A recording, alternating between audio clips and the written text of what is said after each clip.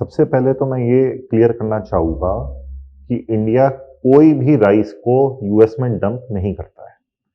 US से जो भी राइस इंडिया एक्सपोर्ट कर रहा है, वो प्योरली डिमांड बेस्ड है और एडवांस ऑर्डर्स के ऊपर ही मटेरियल सप्लाई होता है। जो इंडियन राइस है, उसका एक बहुत ही डिस्टिंक्ट फ्लेवर है और उसकी तासीर बाकी चावलों से काफ़ी अलग है। आज आप अमेरिकन राइस को बासमती राइस का रिप्लेसमेंट नहीं देख सकते। जो साउथ एशियन और ट्रेडिशनल डिशेज है एशिया की, उसके अंदर बासमती राइस और इंडियन नॉन बासमती राइस ज़्यादा सूटेबल है। उसके अंदर आप जैसे बिरयानी के अंदर अमेरिकन राइस का इस्तेमाल नहीं हो सकता, उसमें केवल बासमती का ही इस्तेमाल हो सकता है। अगर हम नंबर्स की बात करें तो पिछले साल 2023-24 के अंदर भारत ने $374 मिलियन का बासमती चावल और $47 मिलियन का नॉन बासमती चावल यूएस को एक्सपोर्ट करा था, जिसमें बासमती चावल की मात्रा 2,74,000 मेट्रिक टन थी और नॉन बासमती 61,000 मेट्रिक टन था। बासमती राइस की बात करें तो यूएस भारत के लिए चौथी सबसे बड़ी मार्केट है और नॉन बासमती के लिए 24th लार्जेस्ट मार्केट है। यूएस एक इंपॉर्टेंट देश है भारत के लिए, पर भारत का जो एक्सपोर्ट है वो काफी डाइवर्सिफाइड है और पूरी दुनिया में जाता है। तो जो यूएस मार्केट बड़ी है, बट वो भारत के एक्सपोर्ट का केवल 3% हिस्सेदारी रखती है। जहां तक हमने पिछले कई दिनों में देखा कि भारत से अमेरिका को चावल का जो निर्यात है वो हर साल बढ़ता जा रहा है। इसका मुख्य कारण ये है कि जैसे जैसे इंडियन खाना बाहर के देशों के कुजीन के अंदर इम्बेड होते जा रहा है और उसकी प्रेवलेंस या उसकी प्रेफरेंस बाहर के देशों में बढ़ती जा रही है, तो इंडियन राइस की डिमांड भी बढ़ती जा रही है। क्योंकि जो चावल है वो फूड हैबिट से ड्राइव होता है। वो कोई किसी के ऊपर फेवर नहीं करता इंडिया का चावल खरीद के। उनको जरूरत होती है तो इसलिए वो चावल को खरीदते हैं। जहां तक हम फैक्ट्स की बात करें तो चावल आज के दिन भी सबसे सस्ती फूड स्टेपल आइटम में से एक है। तो एक यूएस कंज्यूमर के दृष्टिकोण से देखें तो चावल उसकी फूड बास्केट का या हाउस होल्ड इनकम का बहुत ही एक छोटा पोर्शन कंज्यूम करता है।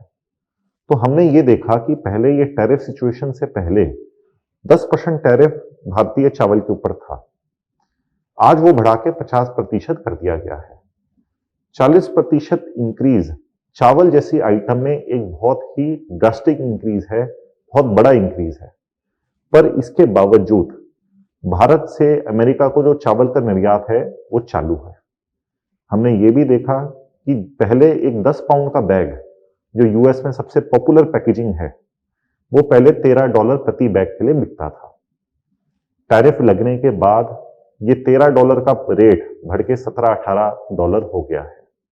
ये क्लियरली शो करता है कि जो भी टैरिफ का बर्डन है वो भारतीय निर्यातकों या किसानों पे नहीं, पर यूएस कंज्यूमर के ऊपर इसका असर पड़ा है।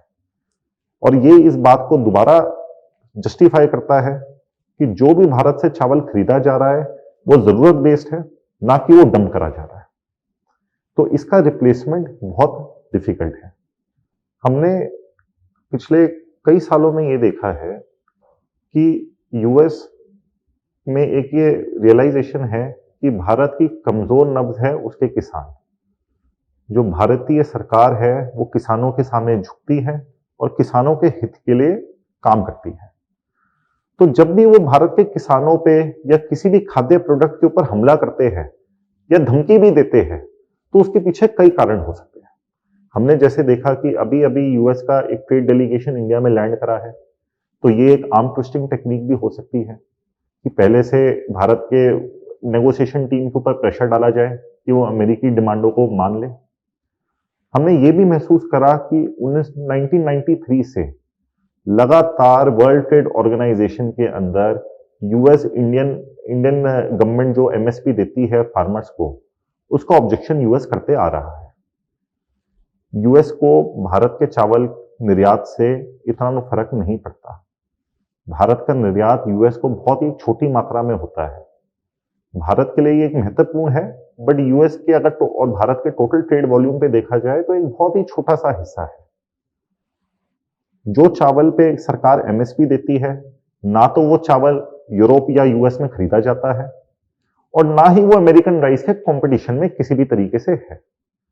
तो इस तरीके के ऑब्जेक्शंस या डब्ल्यूटीओ का नाम बार बार लेने का मतलब तो यही है कि भारत पे और कंसिडरेशंस की वजह से, किसी और ऑब्जेक्टिव की वजह से प्रेशर डाला डाला जा रहा है कि जिससे कुछ और मांगे भारत सरकार से करी जाए और अपना उल्लू सीधा करा जाए।